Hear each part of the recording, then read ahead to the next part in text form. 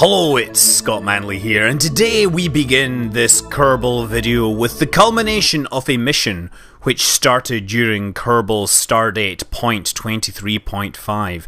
Jebediah Kerman was sent out into the unknown by the R&D team with an order to bring an asteroid back for study. He, however, took things a little more literally than they would expect, not only delivering it into orbit, but, well, onto R&D's doorstep. If only he hadn't taken so long, things might have been okay. But with the new Kerbal Space Program version 0.25, building destruction is becoming a thing. This was the secret project that Harvester alluded to, saying that many players may get by without ever encountering it. I of course took this as something of a challenge. But enough of that right now. We're going to take a look at some of the other new features which have been added to the game. And to do this, we're going to start a new game. Let's call it 25, why not? Now, we have, of course, Sandbox, Science and Career. I'm going to start looking at the changes to Career mode. First of all, down here, we have difficulty options. Now, some of these were previously available through the Alt F12 cheat menu, but now you have an easy set of options on the start menu here. You can pick easy, normal, moderate and hard. Notice how you have these options here that get removed. So if you try it on hard mode, you can't revert, you can't quick load, the crew is dead, it does not respawn, you have to manually hire people, you have to also purchase new items and research when you research them. It cuts down the amount of cash. So yeah, hard mode also lets you adjust the amount of reputation, science rewards and everything, so you can do super easy, super hard. Hard mode gives you 60%, which may not seem it is quite as hard as it could otherwise be, but I will say that what tends to happen is that if you have it too low, it just turns into an endless grind fest in my mind, but that's no bad thing. Perhaps that's what you want. And so here we have the new center, the new flight center, the new space center, yes. And we have this new building here. This is the administration building, which features Mortimer Kerman, Linus Kerman, Walt Kerman, and Gus Kerman. Nicely, they're all little animated with their portraits here. These guys let you adjust your strategies, and really what the strategies do is they let you convert one currency into another. For example, if you don't know what reputation does, you might be inclined to convert some of it into money. So, for example, an appreciation campaign, spearheaded by Walt Kerman of all people. He will take 5% of the fund income, but get you more reputation for your funds. The reverse is true for the open source tech program. In this case you get science, but you gain more reputation. Okay, so where do I go to convert money? Oh look, here's another one. Recovery transporter, recovering parts will give you more funds in launch costs and more to vessel recovery factor, which is interesting. You can also aggressive negotiation. It says, we can get better deals with our suppliers by taking up a more assertive stance in our negotiations with them. They probably won't see this as a friendly move, but we can definitely have it our way if we press them. It's not as if we care what others think, do we? And what it says is you spend some reputation, and you save funds on launch costs and R&D purchases, but yeah, you lose reputation. So this is a way to burn your reputation in exchange for other things. And of course you can also adjust how committed you are to the program. If you want to be really aggressive, you can save a lot of money. And this is, of course, it adds a little more complexity to figuring out how you're going to be running your program.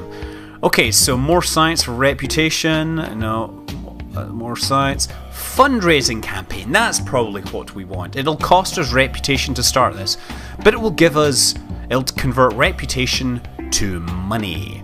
I'm not going to do this right now because it will cost us reputation, but we should probably get started with our missions, right? And we all know how this goes. Launch a vessel! Set altitude record, I can do that. Escape the atmosphere. And so to make Mortimer happy, I have a cheap but effective rocket which will take me to space and maybe even a little bit further. 3 solid rocket boosters stacked on top of each other, using sequential ignition and destruction to achieve velocities that will take us beyond the Kerbal's atmosphere and perhaps into, into high above the atmosphere even, so we can collect all the science, bring it back of course. And as we're falling down, we're about to see one other thing that was added to this release. Indeed, the new explosion effects. I'm sure people will be seeing a lot of those. But after that quick excursion into space, you see I have about 51 science. Now normally I would have nearer 90 science, but because I'm playing this on hard difficulty, I've lost about 40% of the science I would normally have. But you know, we know that there's more than enough science out there, and will be even more once we add biomes to the game. And using my new improved reputation, I can approach Mortimer Kerman and ask him to begin a fundraising campaign which will convert reputation into cash. Of course, he's got this already planned out. He is of course an expert in unforeseen consequences. And yeah, we will use this. We can adjust our commitment to whatever we want. Obviously, we're only going to do what we can afford right now. We can't go negative. I mean, you can go into negative reputation by killing Kerbals and things like that, but you can't go into debt in your reputation in terms when you're picking your strategies. Now over in the R&D building, you'll see why I thought the money was important, because of course I can research this, but now to actually get access to the parts, see how each of the parts now has a price attached to them, you have to pay for each part in hard mode. You can disable this feature if you like, but it can actually make tech progression very costly, and of course I'm very good at getting a lot of science in a short amount of time, and that's what I found to be my bottleneck a lot, was that I was getting science faster than I was getting the cash to unlock the parts. And speaking of parts, let's take a look at the new parts, or rather the old parts. They have integrated Spaceplane Plus. The parts are actually attributed to C7 Aerospace. It's mostly Mark II fuselage parts, so we have these fuel tanks, we have bicouplers, tail sections. Everything is a lot nicer, and now the connection between parts is a lot nicer. You can actually join them parallel like that instead of by the top node, which was a problem for a long time. Now if I take a look over into the utilities section, we have cargo bays. This is the first official cargo bay which exists in the game, and of course you can use this in your space planes to carry satellites into orbit. Now, a good way to do that is to have like a docking port inside there. Now, one of the problems you'll see previously is that actually getting it to sit straight, but if you hold the Alt key now, then it will disable surface attach mode and you will only have node attach mode. So you can actually put things on those nodes which are inside cargo bays. This is a huge advantage. Hold Alt when you're attaching things and you will be guaranteed to only connect via the green nodes. This really will save me a lot of time. So yeah, I can build out a satellite, build out something into the cargo bay. And indeed, it's a cargo bay, but they've made a point, to make these things symmetrical around their horizontal axis, so they can also be bomb bays. Yes, Kerbal Space Program now has support for bomb bays, which means by extension, it supports the development of bombers. Now, I've never really been a builder of militaristic aircraft, but you know what? It can be a lot of fun. This is a plane built mostly with the new Spaceplane Plus parts. We're going to try and do a bombing. Oh wait, if I can just avoid this. I was going to pretend there that I was going to deliberately show off the new explosion physics, wasn't I? No, yeah, we've got a bomb bay here. You can see I've got it opened with action groups.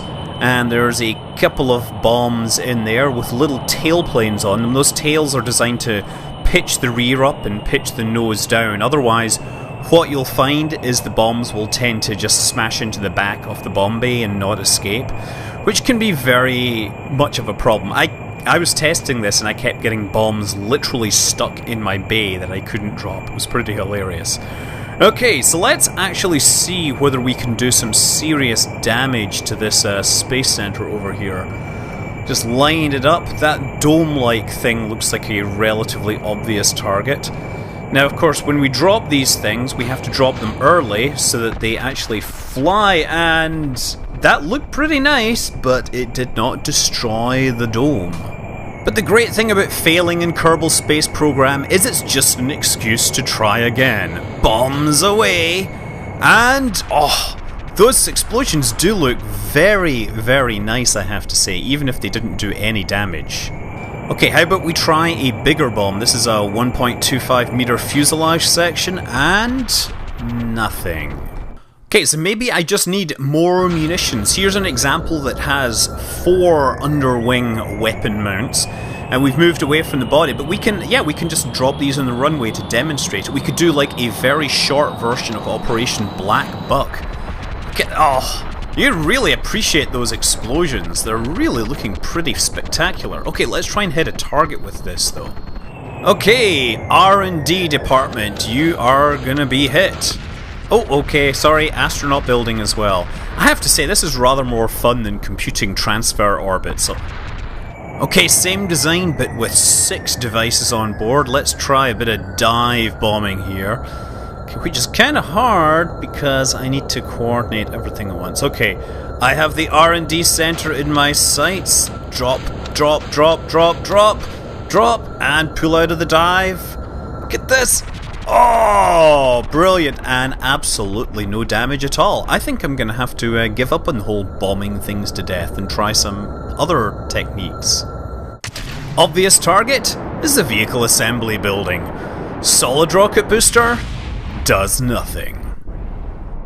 In the name of science, we upgraded it to one of these liquid rocket boosters. Not quite so fast, but well, it's definitely persistent in its attempt to destroy the vehicle assembly building. Either that or it's kind of lodged itself in the side of it or something. Maybe if you look through on the other side, there's like a nose cone of a rocket sticking through. Kind of like, you know, a moose with its antlers sitting over a fireplace, but like a rocket. Maybe that's what they do in Kerbal, you know, gentlemen's clubs. They have the moose or the rocket, you know, with its nose cone and satellites and things mounted above the fireplace. Fireplace probably burns rocket fuel as well, doesn't it? Yeah, I wonder when this is going to finish up. Seems to be pretty persistent, doesn't it? Oh, there we go. And it exploded. I would not have predicted that. Well, how about those SLS parts? Okay. Oh, no. Pull up. That's good. Good flying there. Unfortunately ineffectual in the quest to destroy the vehicle assembly building. Nope, totally intact. Well, I put my best engineers to work on this and then told them to get out of the vehicle assembly building because that would be really stupid. Here we go! And yes! We have succeeded! We have succeeded where others have failed. The vehicle assembly building is no more. 'Tis now a burning mess of twisted steel, broken rubble, and other stuff which the Kerbals have not figured out how to make fly. I have to say that is quite a nice model in the end. Okay, moving on. Further experimentation shows that not every building is constructed equal. In fact, just picking this giant dome again, it seems that a 2.5 meter booster is quite capable of destroying it. In fact, the booster is quite capable of destroying it, but then it feels guilty about what it's done and starts running away before anybody notices. Oops, I broke it. Oh, better get out of here before anybody notices. Yeah, great thing. Just kind of disappears off out to sea so that it can't be held accountable.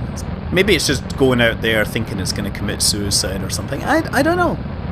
So yeah, I have been having just a lot of fun building cool aircraft with the new parts, and truthfully I've had to rebuild all my old aircraft because parts have changed. This is a combination VTOL that I built. It was relatively simple with all the bits and pieces. There's one big fuel tank in the middle so the centre of mass doesn't move. Kinda looks a bit ugly. That's largely because I built it around that centre of mass to make sure it hangs correctly. It will fly like a regular plane. As you saw, I did a takeoff from the roof of the vehicle assembly building, obviously after previously landing there in VTOL mode. But I can bring this around, and there's the monolith down there. But we can bring it around and actually commit to a correct runway-style landing in this thing. Just obviously doing this a little more aggressively so you can get to see the whole thing happening in real time and fit it into a video which doesn't last for hours. Yeah, touchdown at about 100 meters per second. Hold the B button to bring the brakes down, bring their velocity down via the brakes. And once we slow down, we can switch over our engines to the vertical engines, bring those up to about 1/3 power. And they take a while because they of course have to spool up, which is one of the big disadvantages of VTOLs that are using jets. But the fact that they're so darn efficient more than makes up for it. There we go, look, just over 1/3 power, and this thing will hover beautifully. The center of mass and the center of lift are very well balanced so that it can actually fly in reverse relatively safely. Some of the aircraft I've built that are VTOLs, they have a tendency to flip out of control if you go in reverse because the center of lift is too far displaced from the center of mass, but this one works pretty well. Although not all my landings are nearly as smooth as I or the pilots would really like. Also, you can take advantage of the fact that all the Mark II fuselage sections now actually have some inherent lift. So you can actually build something that gets a little bit of lift just from the body, and using little wings you can perhaps, you can make something like, well, this is my version of the Dream Chaser, although I'm just taking it up on a test flight. I did fly this into orbit and successfully land it dead stick on the runway. Actually, on that part I lie, I overshot the runway and landed at the island instead. But it works pretty well, most of the time. Sometimes on braking it does spin out of control and die, but this is all part of the development process, isn't it? And since I mention it, development of the game seems to be, must be almost ready if you're seeing this, because generally when these things are shown off, they're very, very close to release. Just like I have released a bunch of independent warheads in my quest to destroy the vehicle assembly building and the spaceplane hangar at the same time. So of course this will lead to a whole bunch of new challenges for the minimum sized rocket capable of destroying the vehicle assembly building. But that will happen when 0.25 is released, which is presumably soon. Until then, I'm Scott Manley. Fly safe.